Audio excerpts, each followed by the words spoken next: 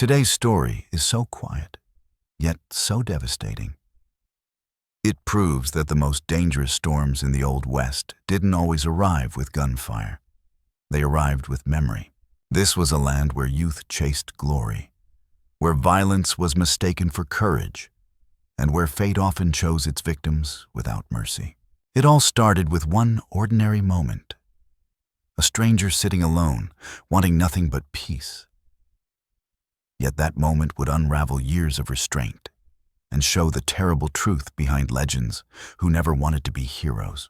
Before we kick off this adventure, don't forget to hit like on the video and let us know in the comments where you're watching from. The Silver Creek Saloon had survived every kind of chaos the frontier could throw at it. Gunfire echoing through plank walls, blades flashing in dark corners, fists flying over cards and whiskey, drunken men spilling blood over pride and lies. But what unfolded on one quiet Tuesday night in 1881 became the tale people whispered for half a century. It was the night an old cowboy crossed paths with a bully who chose the wrong man. His name was Ash Rook, 72 years old. A long white beard resting on his chest, skin worn and split like sun-baked leather, hands marked by a lifetime of hard labor. He sat alone at a corner table, nursing a glass of whiskey, asking nothing from the world. To everyone watching, he looked like any forgotten relic of the frontier, spent, harmless, invisible. That was exactly why he caught the attention of men like Varick Crow. Varick was 35. Tall and thick with muscle, standing 6'3" and carrying more cruelty than sense. For 6 months, he'd ruled Silver Creek through fear, starting fights, stealing openly, threatening anyone who looked at him wrong. No one stopped him. No one dared. The sheriff was cautious to the point of fear. The town council had been paid into silence. The Crowline folk learned to cross the street when Varick appeared, hoping he'd eventually move on and ruin someone else's town. But bullies never leave on their own. They stay until someone forces them out. That night, Varick was drunk, restless, and hunting for amusement. He'd already smashed one man's jaw and struck a woman who rejected him. He wanted an ending worthy of the evening, something memorable. Then he saw the old man in the corner. Alone. Quiet. Easy. "Hey, old man," Varick shouted, his voice rolling across the saloon. "That's my table. Get up. Move." Ash Rook didn't answer. He didn't even look up. He took another slow sip of whiskey, calm as if the voice hadn't existed. Unbothered. Untouched. "You deaf?" Varick closed the distance, boots thudding hard against the floor. "I said that's my table. You're leaving. Now." Ash finally raised his eyes. Cold blue, sharp, measuring. There was no anger in them, no fear either. Just calculation, as though he were weighing Varick, deciding something quietly. "Tables are full," Ash said evenly. "Plenty of others. Pick one." The saloon went still. Everyone knew what came next. Varick Crow had never accepted no. He never would. With a snarl, he grabbed a heavy oak chair from a nearby table.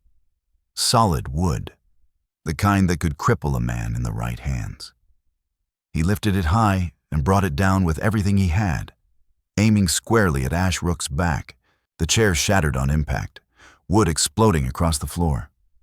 The blow should have snapped bones, should have dropped the old man cold. It didn't. Ash didn't fall, didn't flinch, didn't even make a sound. The whiskey in his hand never spilled. Slowly, deliberately, he stood. He turned. He faced Varick Crow and smiled. "My turn," Ash Rook said. And the room changed. Before the moment could break, a voice cut in. Like the video if you are enjoying the story. If you're not subscribed, fix that now. Comment your country below. I love seeing how far these stories travel. Stay with me. The next part hits hard. 20 people stood frozen. No one spoke, no one moved. They had just watched a man absorb a full chair strike without collapsing, without showing pain. Varric stood there, holding broken pieces of wood, stunned, confused, unable to understand what his eyes were telling him. He had dropped men before. Always. Yet this one simply stood. "What the hell are you?" Varric whispered. "You're someone I shouldn't have touched." Ash's voice shifted, colder now, edged with authority. The sound of a man used to command, used to obedience, used to fear. Varric shook off his shock, pride rushing back in. "You're dead, old man. Ash moved, fast, too fast for a man of his age. His fist drove forward, clean, precise, professional, slamming into Varric's solar plexus with perfect placement. The air left Varric's lungs in a violent rush. His eyes bulged as he folded, gasping, unable to breathe. Ash followed with a knee to the face. Bone cracked, blood burst. Varric hit the floor face first, unconscious before his body settled. 3 seconds. That was all it took. 3 seconds to end a reign of terror. 3 seconds to rewrite everything. The saloon stayed silent, fear replaced by disbelief. The harmless old cowboy had just destroyed Varric Crow, the man who had terrorized Silver Creek for half a year. Ash scanned the room, meeting every gaze. "Anyone else got a problem with where I'm sitting?" No one answered. Satisfied, Ash returned to his seat, lifted his glass, and drank as calmly as if nothing had happened, like it was just another Tuesday. Finally, the bartender found his voice. Jonah Rook, hands shaking, stared at him. "Mr. Rook, who are you? Really?" Ash met his eyes. "Just a man who wants to drink in peace. Is that too much to ask?" Everyone knew it wasn't the truth, not even close, and they were about to learn exactly how wrong they were. Across the room, 3 men stood, members of the Ashbound, big, armed, angry. Their leader lay unconscious, their reputation shattered. Fear demanded response. They stepped forward. And the night wasn't over yet. "You just made a big mistake, old man," the first one said. His name was Ren Cutter. Hard eyes, scarred knuckles, the posture of a professional brawler. "Varric Crow is our friend. We don't let people hurt our friends."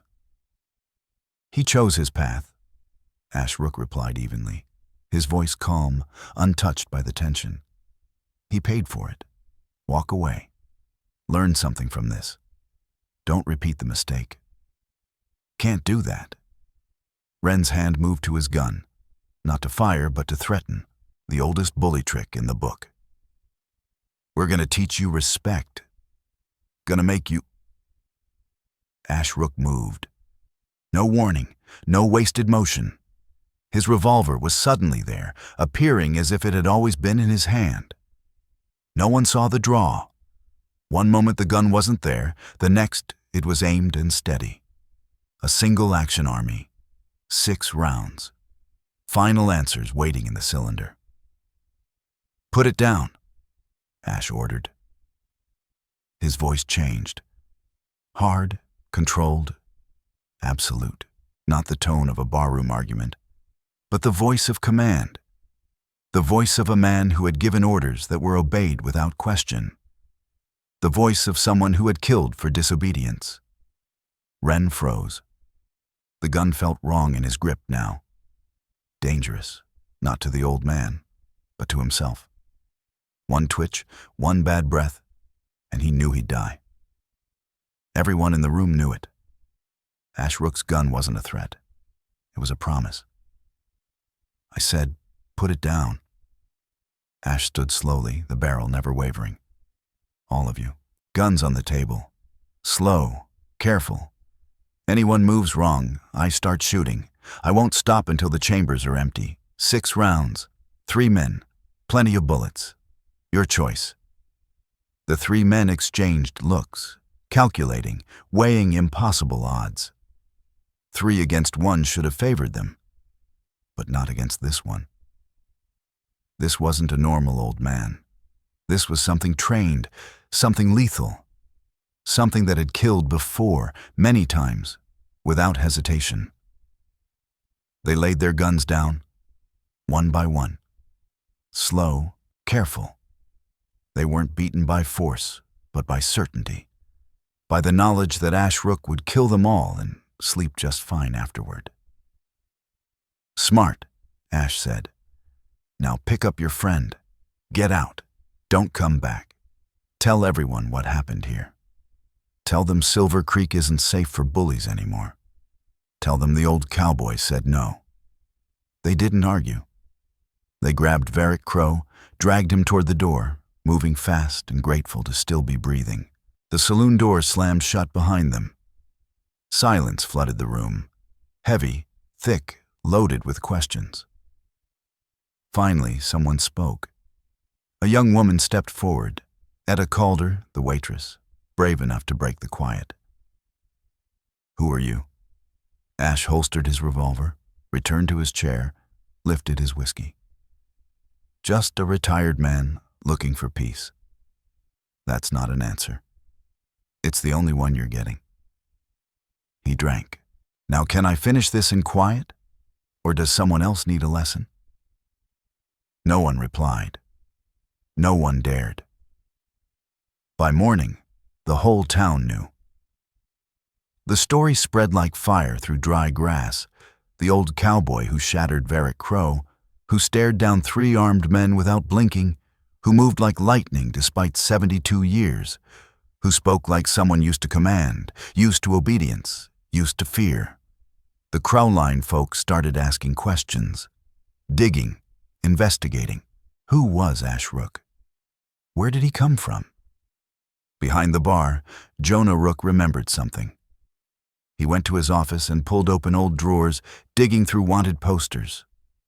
Most were recent, some were old, a few were ancient, yellowed with age, relics from the 1850s, when the West had been truly wild. One poster stopped him cold, dated 1854. The sketch was rough but unmistakable. Same eyes, same hard stare, different name, the Pale Rook, captain of the Iron Knell. Reputation, 43 confirmed kills, 87 arrests, 10 years of service, retired in 1860, disappeared. Jonah carried the poster into the saloon, set it beside Ash Rook, same man, no doubt. The quiet old cowboy was a legend, a ghost, a myth standing in flesh. When Sheriff Orrin Pike saw the poster, his face drained of color. "That's him," he said softly. "My father told stories about the Pale Rook. Said he was the toughest ranger Texas ever produced. Arrested 15 men alone. Survived 7 gunshot wounds. Said he couldn't be killed." "He's here," Jonah said. "Drinking in my saloon," and Varric Crow broke a chair over his back. The sheriff laughed, a sharp, disbelieving sound. "Crow's the luckiest man alive. The Pale Rook could have killed him. Should have. Attacked a Texas ranger and lived. That's a miracle." The story raced outward. By noon, everyone knew. By evening, people arrived from other towns just to see him, to verify, to witness the living legend. The unkillable ranger, sitting in Silver Creek, drinking whiskey, looking for peace. But peace was slipping away. Because Varric Crow had friends. Dangerous ones. Men who didn't forgive, didn't forget. They were coming, with numbers, with guns, with intent to kill. The old ranger's quiet retirement was finished. War was moving toward Silver Creek, and the town wondered whether a 72-year-old legend could survive what age and bullets had not yet claimed. 3 days later, Bartholomew Wade arrived, 40 years old, a professional gunfighter with 26 confirmed kills. Everything Varric had tried to be, and failed to become, Bartholomew didn't shout or threaten.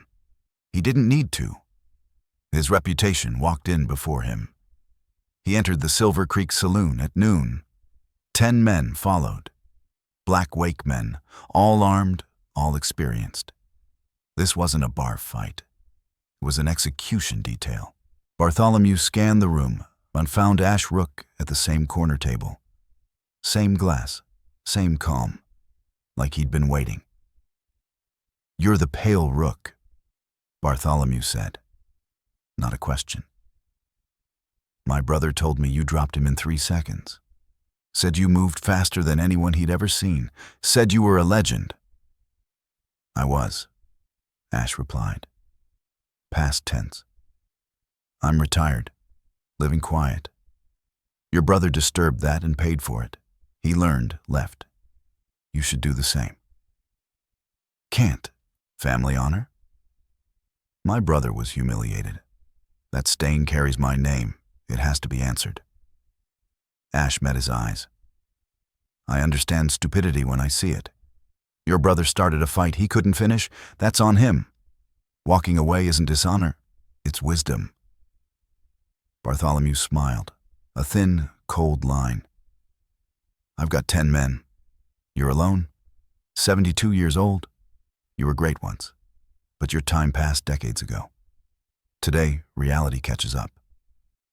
Today," he continued, "you die. Nothing personal, just business." Ash set his glass down and rose slowly. His joints creaked, age showed. Bartholomew's smile widened, certain now the old man was bluffing. "You're making a mistake," Ash said quietly. "Last chance," Ash Rook said calmly. "Walk away, live. Tell your brother to accept his loss and move on. Find easier prey. Because if this starts, it ends one way only. With blood on the floor and me still standing, on all of you dead. That's a guarantee." Bartholomew Wade smiled, unimpressed.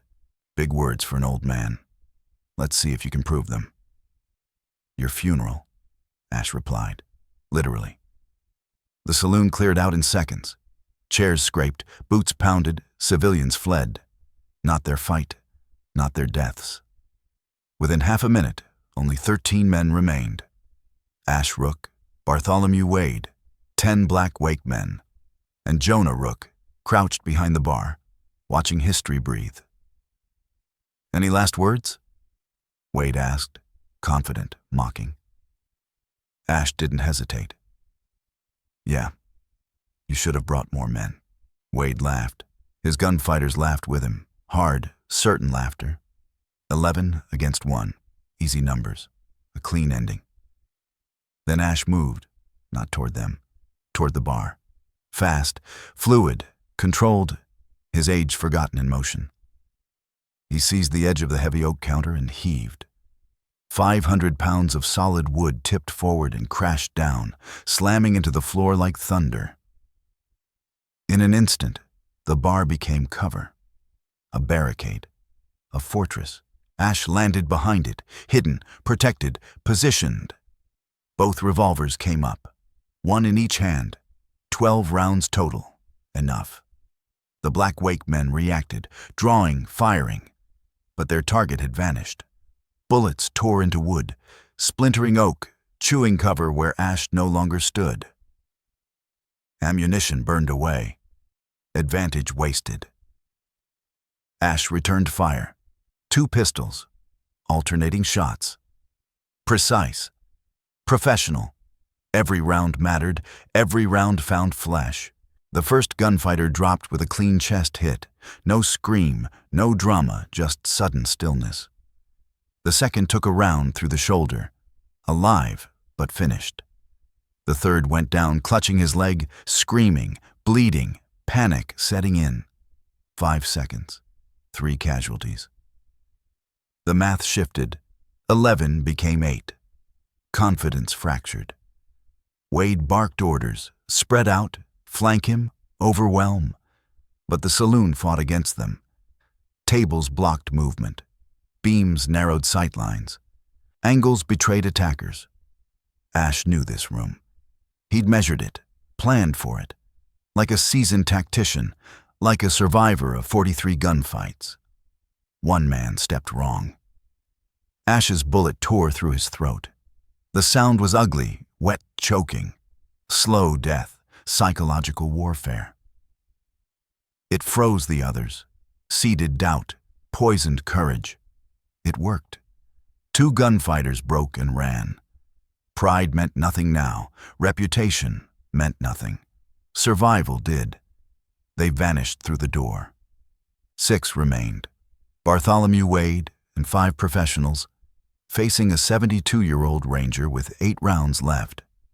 Still bad odds, but no longer certain. Ash smiled behind the bar. A real smile. Like a man rediscovering something familiar. Like retirement had bored him, and violence felt like homecoming. "Still think you brought enough men?" he called out. Wade was no fool. 40 years in blood had taught him when a situation turned, and this one had turned hard. "Cease fire," he shouted. Gunshots died instantly. Smoke hung thick. Sulfur stung the air. Blood pooled across the floor. 4 men down, 2 fled, 5 still breathing, half his force gone in under a minute. "The Pale Rook," Wade called. "Let's talk." "Talking ended when you walked in with 11 guns," Ash replied. "You wanted action. You got it." "My brother was wrong," Wade said. "And so was I. You've proven your point. You're still lethal, still standing. We respect that. Let us take our wounded and leave. No more dying." "No," a young voice snapped from Wade's line. "We don't run from one old man. We finish this." Wade shot him. 1 clean round, no hesitation. His own man dropped dead where he stood. The saloon gasped. Even Ash paused. Wade lowered his gun. Discipline enforced. Survival chosen. "Anyone else feel brave?" Wade roared at the remaining 4.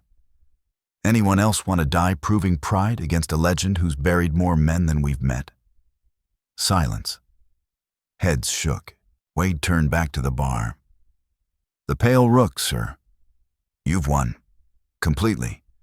We came arrogant and ignorant. You corrected us.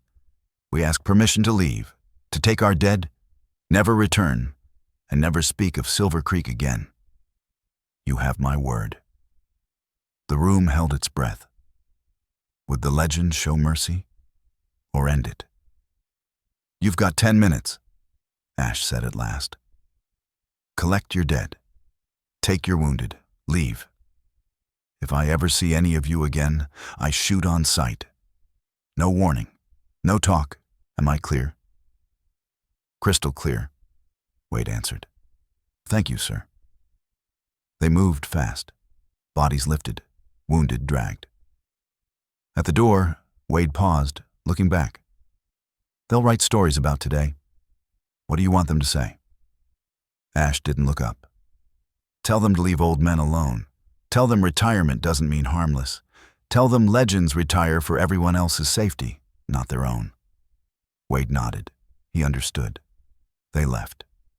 The door closed. Silence returned. Jonah Rook emerged from behind the bar, shaking.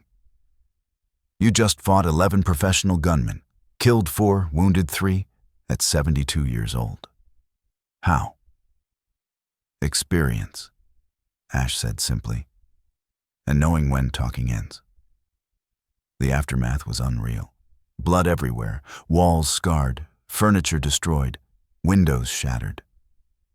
The Silver Creek Saloon looked like a battlefield, because it was won. Sheriff Orrin Pike arrived, surveyed the damage, questioned witnesses. Every account said the same thing. They came for him, drew first, forced his hand. Self-defense. Lawful. Clean. The report cleared Ash Rook completely. News raced beyond Silver Creek. Telegraph wires hummed. Newspapers printed legends. Ash hated it. He'd come here for quiet, for anonymity, for peace. He wanted to finish his days without violence, without attention, without being the Pale Rook. Just an old cowboy. Nobody special. But Varric Crow's broken chair had shattered more than wood. It had destroyed Ash Rook's cover, his retirement, his chance at a quiet ending. Violence had found him again. And it wasn't finished. Violence always found him. It always would. That was the price of being what he was. Legends drew challenges like blood drew flies. Men hungry to test themselves, men desperate to be the one who finally ended the Pale Rook, the one who killed the myth and carved their name into history. One evening, a young man stepped forward. 25 years old, earnest eyes, respectful posture. "Mr. Witt, sir," he said carefully. "My name is Boone Mercer. I'm with the Iron Knell, new recruit. I came to meet you, to learn, to understand how you survived 43 gunfights, how you killed so many and still lived. What's the secret?" Ash Rook studied him, really studied him, and in the young man's face, he saw himself. Half a century earlier, confident, certain, blind to the cost. "You want the secret?" Ash asked. "The real one, not the legend, not the myth, the truth?" "Yes, sir," Boone said. "Please." "Don't fight," Ash replied. "Don't draw, don't engage, walk away every time, because every fight you survive takes something from you, hardens you, steals pieces of your soul. Until one day you're 72 years old, you've killed 57 men, you can't remember half their faces. But you remember every scream. That's the secret. The ugly, honest truth. The only way to win is not to play." Boone absorbed it, quiet, thinking. "But you still fight.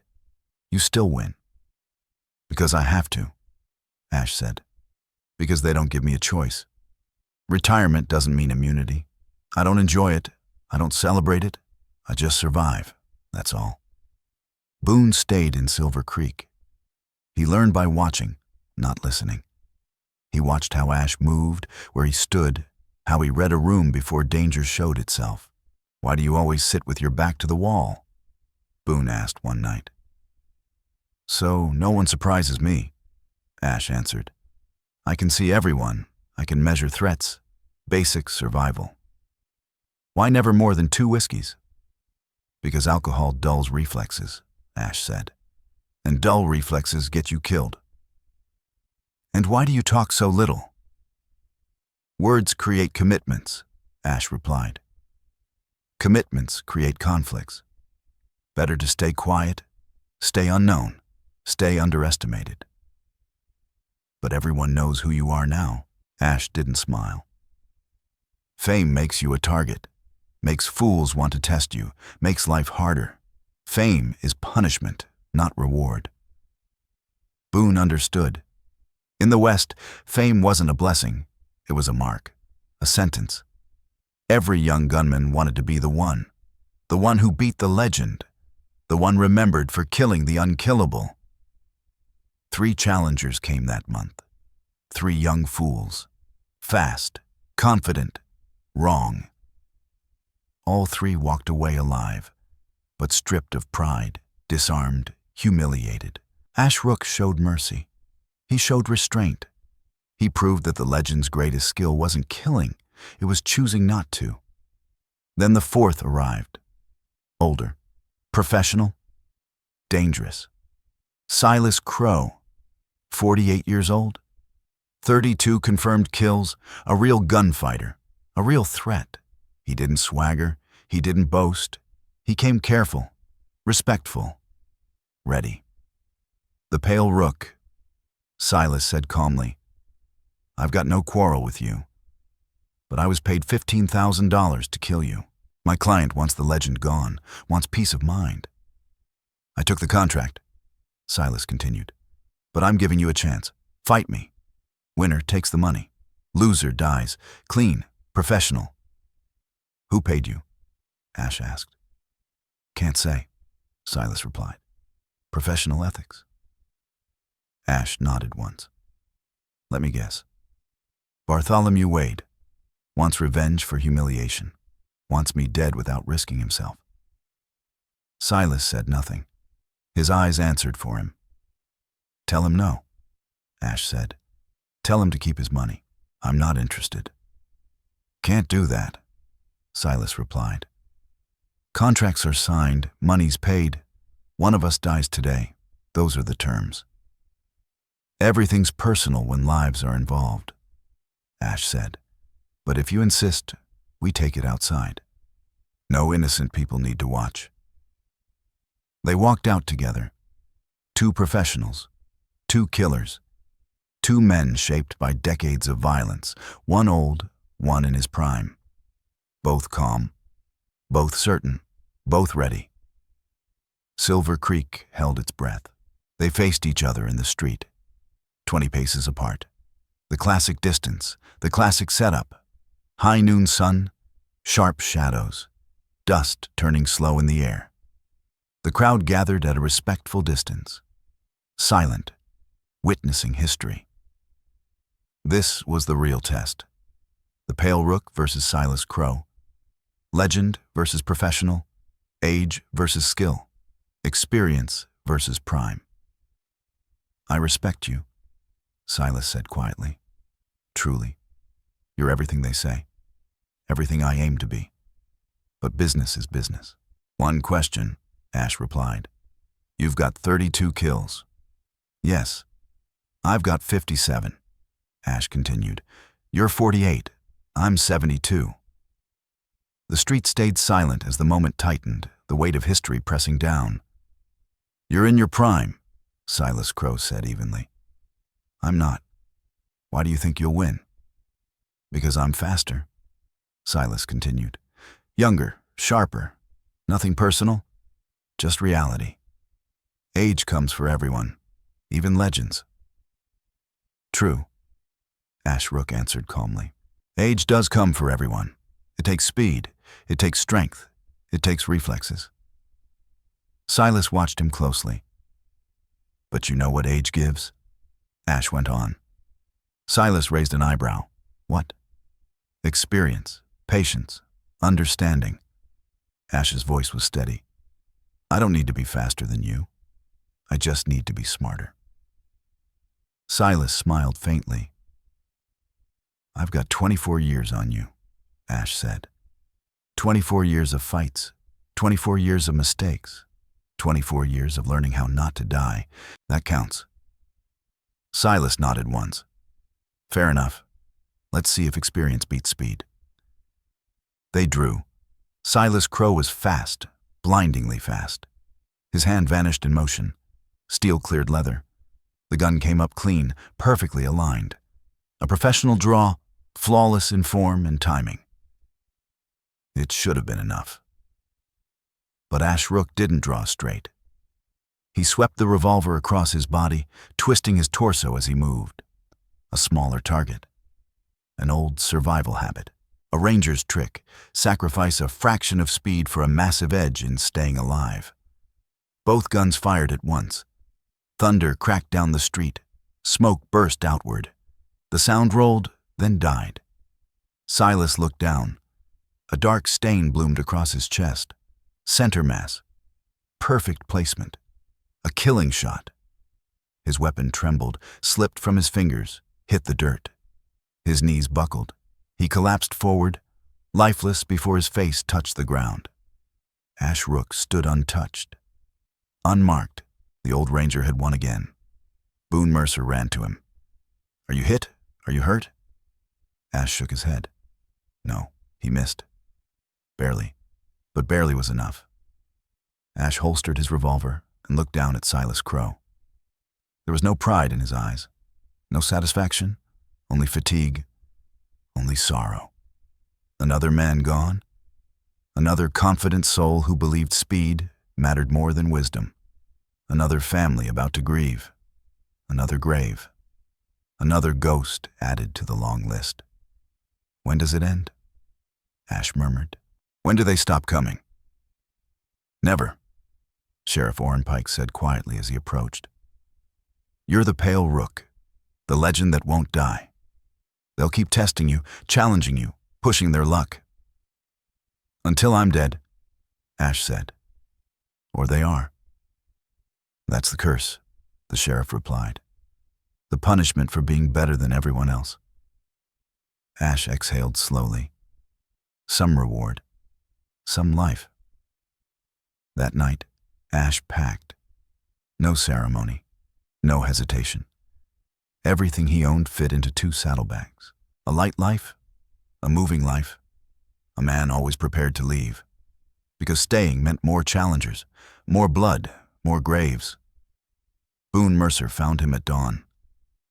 You're leaving. I have to, Ash said. If I stay, Silver Creek becomes a beacon. More gunmen will come, more people will die. This town doesn't deserve that. So you disappear? Ash nodded. It's better that way. Better I become a ghost again. Where will you go? Somewhere forgotten, Ash replied. Somewhere legends don't matter because nobody knows they exist. Maybe Montana, maybe Wyoming. Maybe I'll just ride until I find a place where no one cares about old cowboys. Boone hesitated. Can I come? Can I learn more? Ash turned, his voice firm. No. Boone stiffened. You've got a future, Ash continued. A life ahead of you. A chance to be better than I ever was. Don't waste it chasing an old man who's been running from his past his whole life. Boone swallowed and nodded, understanding at last. Ash mounted his horse, reins loose in his hands. Then he rode out, quietly, without farewell, leaving Silver Creek behind, a legend fading back into dust. For now. Be a ranger, Ash Rook said quietly. A good one. Better than I ever was. He paused, choosing each word with care. Learn from my failures. Don't repeat them. Boone hesitated. What failures? Believing violence solved anything, Ash answered. Believing a fast draw earned respect. Believing reputation mattered. All of it was wrong. Backward. He looked out toward the empty street.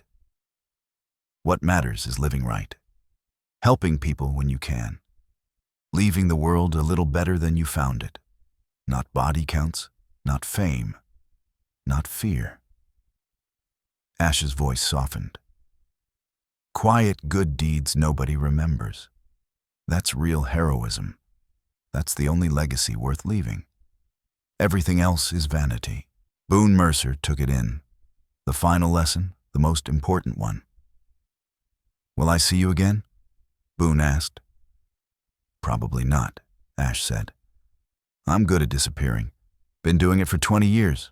I keep moving, keep changing names, keep avoiding attachments. He nodded to himself. That's how you survive being a legend. You stop being one. You become nobody. Boone shook his head. You're not nobody. You're the Pale Rook, a Texas Ranger, a hero. Ash almost smiled. I'm a tired old man who's killed too many people and wants to die without adding more blood to the world. That's all. Everything else is story, myth, exaggeration. For a moment, his guard slipped. The real me is standing here, tired, lonely, wishing I'd chosen differently 50 years ago. He exhaled. But I can't change the past. I can only survive the present without creating more ghosts for the future. Ash mounted his horse and looked back at Silver Creek one last time. A good town, good people. I brought violence here, he said quietly. Now I'll take it with me. He tipped his hat. Goodbye, Boone. Be better than me. Please, someone has to be. Boone swallowed hard. Goodbye, Ash. Thank you. For everything. The old ranger rode into the dark, into the unknown, into another chapter of endless running. The legend vanished again, like he always did, like he always would, until age or a bullet finally caught him, whichever arrived first. Silver Creek returned to ordinary life. The saloon was rebuilt. The story was told, the legend remembered. But the man, the real man, faded into nothing, exactly as he wanted. 5 years passed. Ash never stayed long. Montana, Wyoming, Colorado, one place after another. No roots, no names worth remembering. Just moving, just surviving, waiting for a death that refused to come. He was 77 now. His body betrayed him daily. Joints burned, eyes dulled. His hands trembled when he poured whiskey. Age was finally doing what bullets never could. And he welcomed it. Rest, silence, an ending. At last, he settled in a small Wyoming town. So small its name didn't matter. Just another anonymous stop, another temporary shelter. One evening, he sat in a saloon. A different saloon. The same corner table. The same glass of whiskey. The same isolation. Trying to be nobody. Trying to disappear. Trying to finish quietly. The door opened. A young man walked in. 23 years old, cocky, armed, hungry for a name. Slate Kincaid scanned the room, searching for opportunity. His eyes landed on Ash. Old, alone, perfect. The punk strode over. "You're in my seat, Grandpa," he said loudly. "Move."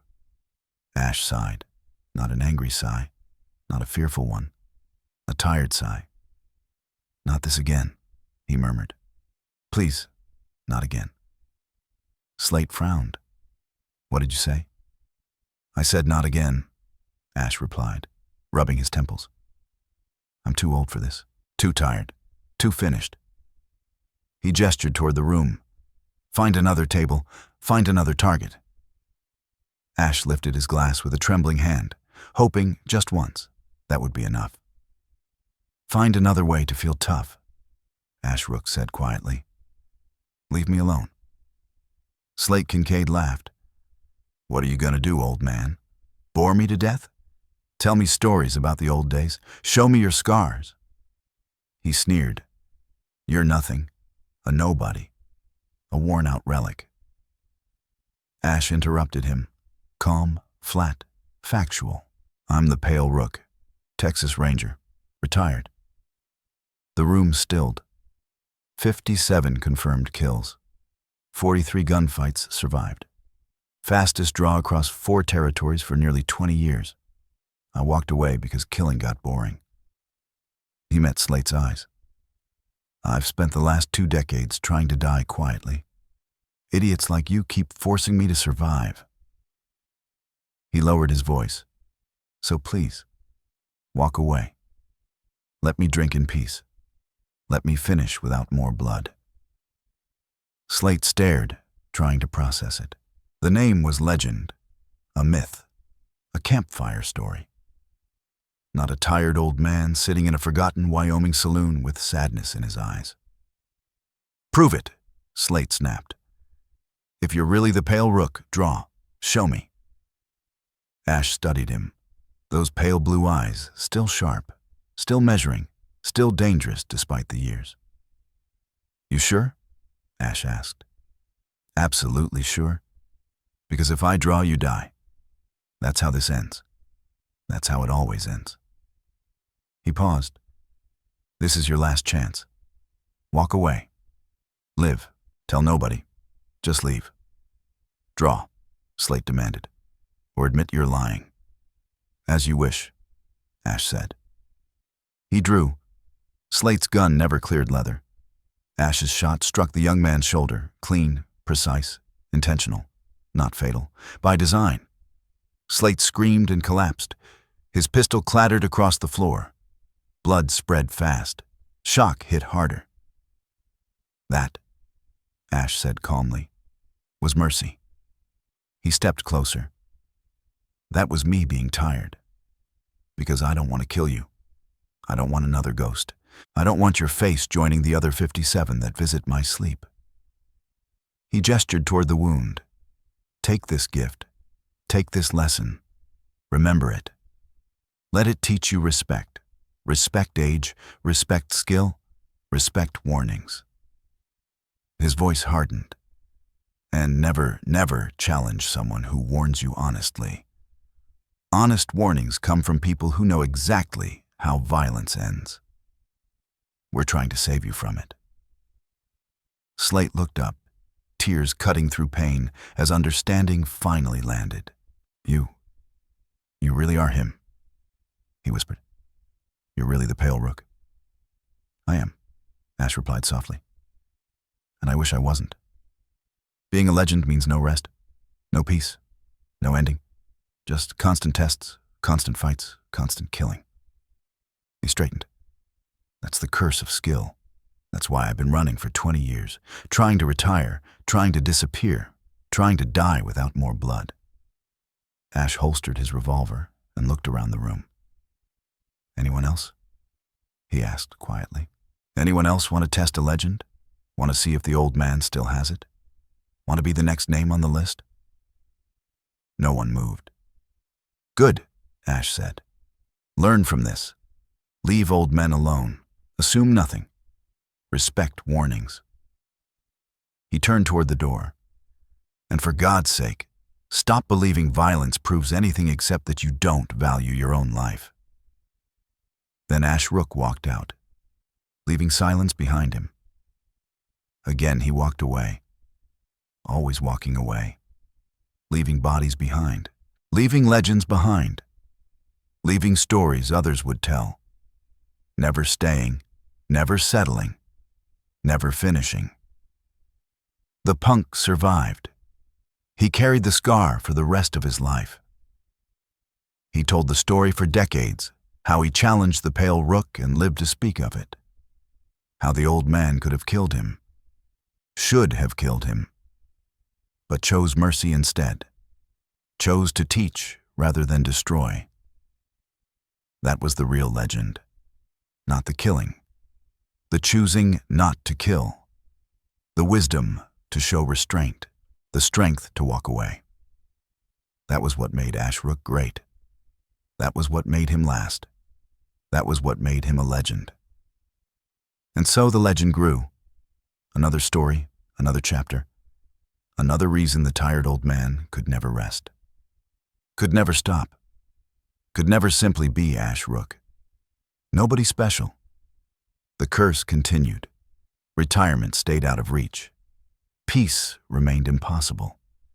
The Pale Rook kept surviving, kept walking, kept running, until time, or fate, finally granted what he had wanted for 20 years.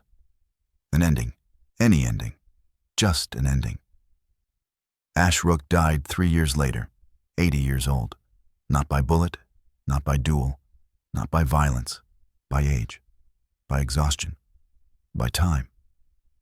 He died in his sleep in a remote Montana cabin, alone, quiet, peaceful, exactly as he had hoped.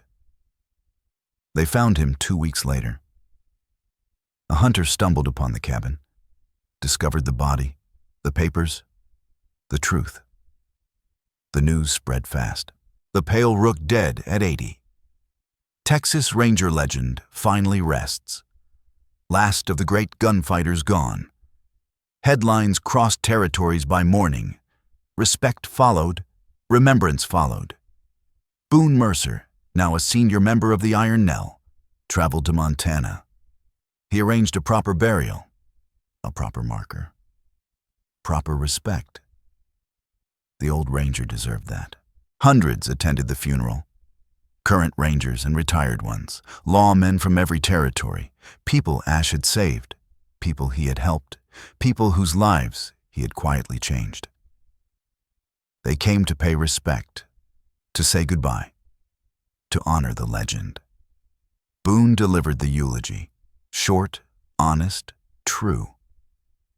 The Pale Rook was the greatest ranger Texas ever produced, he said.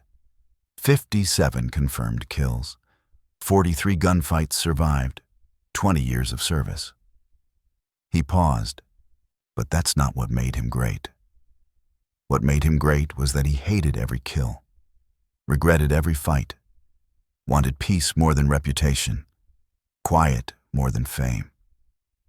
He wanted to be nobody more than he wanted to be a legend. Boone swallowed.